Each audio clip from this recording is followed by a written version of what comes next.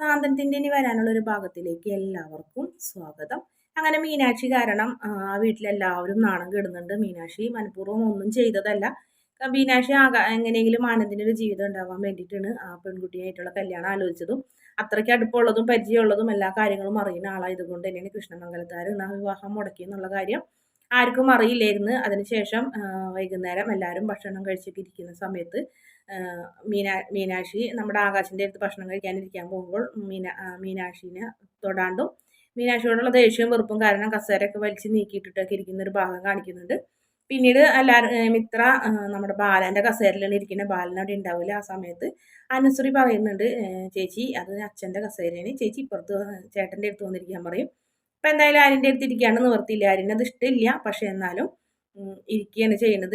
പേരും എല്ലാവരും കൂടെ ഇരിക്കും. പക്ഷെ മീനാക്ഷിനെ ഒന്നും മൈൻഡ് പോലും ചെയ്യില്ല നമ്മുടെ ആകാശിന് മീനാക്ഷിയോട് ഭയങ്കര വെറുപ്പായി.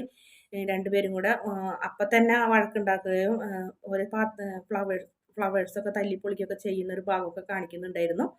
പിന്നീട് സംസാരിച്ച് അപ്പം ഇങ്ങനെ ബാലനും വന്ന് ഭക്ഷണം കഴിക്കാനിരിക്കുന്നുണ്ട്. കാരണം ബാലൻ ഭക്ഷണം കഴിക്കാണ്ട് ആനന്ദിനെ തന്നെ നോക്കി നിൽക്കുകയായിരിക്കും. ആനന്ദിന് നല്ല വിഷമമുണ്ട് ആനന്ദിൻ്റെ വിവാഹം മുടങ്ങിയതിൽ. എന്തായാലും ആര്യം പറയുന്നുണ്ട്, അതിനേക്കാൾ നല്ലൊരു പെൺകുട്ടീനെ എൻ്റെ ചേട്ടന് കിട്ടും, അവൾ പോയി പണി നോക്കട്ടെ എന്നൊക്കെ പറഞ്ഞ് ആര്യം സമാധാനിപ്പിക്കാൻ നോക്കുമ്പോൾ നിങ്ങൾക്ക് എന്താ, എനിക്കൊരു കുഴപ്പമില്ല, നിങ്ങൾ എൻ്റെ കാര്യം വിടുന്നൊക്കെ പറയുന്നൊരു ഭാഗമാണ് കാണിക്കുന്നത്. പിന്നീട് മുറിയിലേക്ക് ചെന്ന് കഴിയുമ്പോൾ ആകാശ് വേഗം മീനാക്ഷിനെ കാണുമ്പോൾ പുറപ്പൊക്കെ എടുത്ത് കുറച്ച് തിരിഞ്ഞെടുക്കാമെന്നൊക്കെ പറയും. വരട്ടെ, എനിക്ക് കുറച്ച് സംസാരിക്കാമെന്ന് പറയുമ്പോൾ ഇനി എന്തിന് കൂടുതൽ സംസാരിക്കാൻ, ഈ വീട്ടിലുള്ളവരെ മുഴുവൻ നീ നാണം കെടുത്തിയില്ലേടി എന്നൊക്കെ ചോദിക്കും. ഞാൻ എന്ത് ചെയ്തെന്നാണ് നീ പറയണേന്നൊക്കെ ചോദിച്ച് മീനാക്ഷിയും ദേഷ്യപ്പെടും. ഞാൻ എല്ലാ കാര്യങ്ങളും പറഞ്ഞിട്ടുണ്ടെന്ന് ഞാൻ പറഞ്ഞതല്ലേ, എല്ലാ കാര്യവും നീ പറഞ്ഞിട്ടുണ്ടെങ്കിൽ കല്യാണം ഉറപ്പിച്ച് ഇന്നും നാളെ കല്യാണം എന്നുള്ള അവസ്ഥയിൽ വന്ന ആൾ പിന്നെ എന്തുകൊണ്ടി പെട്ടെന്ന് തന്നെ ഇങ്ങനെ മാറിയത്, ഒറ്റ നിമിഷം കൊണ്ട് വിവാഹം വേണ്ടാന്ന് പറഞ്ഞത് എന്തുകൊണ്ടുണ്ട് എന്നൊക്കെ ചോദിക്കും. നീ പറയാത്തത് കൊണ്ടല്ലേ എന്നൊക്കെ ചോദിക്കും. ഞാൻ എല്ലാ കാര്യങ്ങളും പറഞ്ഞാന്ന് വീണ്ടും പറയുന്നു. ഞാൻ പറയുന്നുണ്ട് ഇതെൻ്റെ സ്വാർത്ഥത എന്നല്ല, ഞാൻ ഈ വീടിനോടും ആനന്ദേട്ടനോടുള്ള ആത്മാർത്ഥത കൊണ്ട് ഞാൻ ചെയ്തതാണ്, നീ എന്താ കാര്യങ്ങൾ പറഞ്ഞാൽ മനസ്സിലാക്കാത്തതെന്ന് ചോദിക്കുമ്പോൾ നിൻ്റെ ഭയങ്കര ആത്മാർത്ഥത, നിന്നെ കല്യാണം കഴിഞ്ഞ ഇപ്പം ഈ ആനന്ദേട്ടൻ്റെ കല്യാണം മുടങ്ങിയതിൽ എനിക്കൊരു പങ്കില്ലേന്ന് ചോദിക്കും. നിനക്കൊരു പങ്കില്ലേന്ന് ചോദിക്കും. ഉണ്ട്. അപ്പം മീനാക്ഷി പറയും ഉണ്ട്, എനിക്കറിയാം പങ്കുണ്ട് എന്ന് പറയും. എന്ന് വെച്ചിട്ട് ഇപ്പം നമുക്ക് ചെയ്തത് തിരുത്താനൊന്നും പറ്റില്ലല്ലോ എന്ന് പറയും.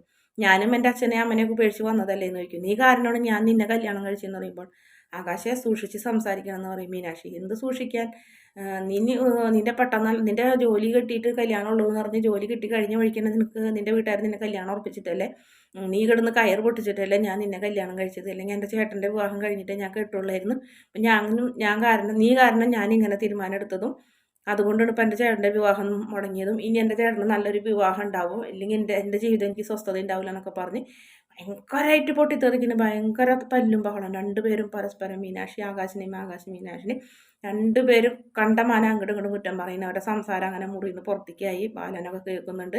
ബാലനും കോമതിയൊക്കെ ആ ഗന്ധം വിട്ട് നിൽക്കുന്നുണ്ട്. ആകാശിനെ അത്രയ്ക്കും സൗണ്ടിൽ കേട്ടിട്ടില്ല. മീനാക്ഷിനെയും മുകളിൽ കിടക്കുന്ന ആനന്ദ് വരെയും മാമനും വരെയും വഴക്ക് കേട്ടിട്ട് താഴത്തേക്ക് ഇറങ്ങി വരും. ആര്യനും എല്ലാവരും വരും. മിത്ര മാത്രം പുറത്ത് തന്നെ ഉള്ളിൽ തന്നെ ഇരിക്കും. പിന്നീട് ബാലൻ വാതിലുമ തട്ടി വിളിക്കുന്നുണ്ട്. പക്ഷെ ആകാശ് വാതിൽ തുറക്കുന്നില്ല. കുറേ തട്ടി വിളിക്കുമ്പോൾ വാതിൽ തുറക്കും. എന്താടാ ശബ്ദം, എന്തിനാടാ കല്യാണം കഴിച്ചുകൊണ്ടെന്നാൽ പെൺകുട്ടികളെ മെക്കിട്ട് കയറണേ എന്നൊക്കെ ചോദിച്ച് വഴക്കുണ്ടാകുന്നുണ്ട്. അപ്പോൾ പറയും ഇവള് കാരണമാണ് ഇന്നത്തെ പ്രശ്നങ്ങളൊക്കെ ഉണ്ടായെന്ന് പറയുമ്പോൾ അവൾ എന്ത് തെറ്റ് ചെയ്ത്, അവളെല്ലാ കാര്യങ്ങളും പറഞ്ഞതല്ലേ, അവർക്ക് വേണ്ടാത്തതിന് നമ്മൾ എന്ത് ചെയ്യാന്നൊക്കെ ചോദിക്കും. അപ്പോൾ ആനന്ദിന് മനസ്സിലായി ആനന്ദിൻ്റെ പേരിലാണ് പ്രശ്നങ്ങളൊക്കെ. അപ്പോൾ ആനന്ദ് പറയടാ, ഇതിൻ്റെ പേരിൽ നിങ്ങൾ വഴക്കുണ്ടാക്കല്ല, അതിൻ്റെ മോശക്കേട് എനിക്കിന് വിഷമം ഉണ്ടാവും, നിങ്ങൾ എല്ലാവരും സന്തോഷത്തോടെ ജീവിക്കുന്നത് കണ്ടാൽ മതി, എൻ്റെ വിവാഹം നടക്കാതിരിക്കുക അതൊന്നൊരു വിഷയമല്ല എന്ന് പറയും. അത് ചേട്ടനത് പറയും, എനിക്ക് ചേട്ടൻ്റെ വിവാഹം ഞാനും ആര്യനും ഇപ്പോൾ ഇങ്ങനെ വിവാഹം കഴിച്ചിട്ടുണ്ടല്ലോ ചേട്ടന് ഇങ്ങനത്തെ ഒരു അവസ്ഥ വന്നതെന്നൊക്കെ പറയും. അങ്ങനെ വീണ്ടും ബാലനും ആകാശം കൂടി വഴക്കുണ്ടാക്കും. ആകാശിനെ ബാലൻ അടിക്കാൻ ഇങ്ങനെ കൈ ഓങ്ങുന്നുണ്ട്. ബാലൻ കൈ ഓങ്ങുമ്പോൾ തന്നെ മീനാക്ഷി കയറി ആ കയ്യിൽ പിടിക്കുന്നുണ്ട്. മീനാക്ഷി കൈ പിടിക്കുമ്പോൾ അവർക്ക് ഭയങ്കര വിഷമാവുന്നുണ്ട്. അപ്പോൾ കോമഡി പറയുന്നുണ്ട് മീനാക്ഷി, ഒരച്ഛനും മോനല്ലേ, അച്ഛനും മോനെ അടിക്കാനുള്ള അവകാശമില്ലെന്ന് വെച്ചപ്പോൾ ആർക്കും ആരെ അടിക്കാനുള്ള അവകാശമില്ല അമ്മേ, ഒക്കെ സംസാരിച്ചാൽ മാത്രം മതി, എന്ത് കാര്യം സംസാരിച്ച് തീർക്കണം, അല്ലാതെ അടിക്കല്ല വേണ്ടെന്നൊക്കെ പറയും. വീണ്ടും ആകാശ് മീനാക്ഷിയുടെ അടുത്തേക്ക് ചാടിക്കയറുന്നുണ്ട്. എൻ്റെ അച്ഛൻ എന്നെ അടിക്കുന്നുണ്ട്, നിനക്ക് എന്താ അടി കുഴപ്പമെന്ന് ചോദിച്ച് രണ്ടുപേരും തമ്മിൽ വഴക്ക്. ആ വഴക്ക് വീണ്ടും സമാധാനപ്പെടുത്തി മുറിയിലേക്ക് വിട്ടെങ്കിലും മുറിയിലുള്ളവരും മുറി ചെന്നിട്ടും അവർ രണ്ടുപേരും വഴക്ക് തന്നെയാണ്. മീനാക്ഷിനെ ആകാശിന് ഒരുപാട് വെറുപ്പാകുന്ന ഒരു ഭാഗമൊക്കെയാണ് കാണിക്കുന്നത്. വീഡിയോ ഇഷ്ടപ്പെടുകയാണെങ്കിൽ ചാനലൊന്ന് സബ്സ്ക്രൈബ് ചെയ്ത് സപ്പോർട്ട് ചെയ്യണേ.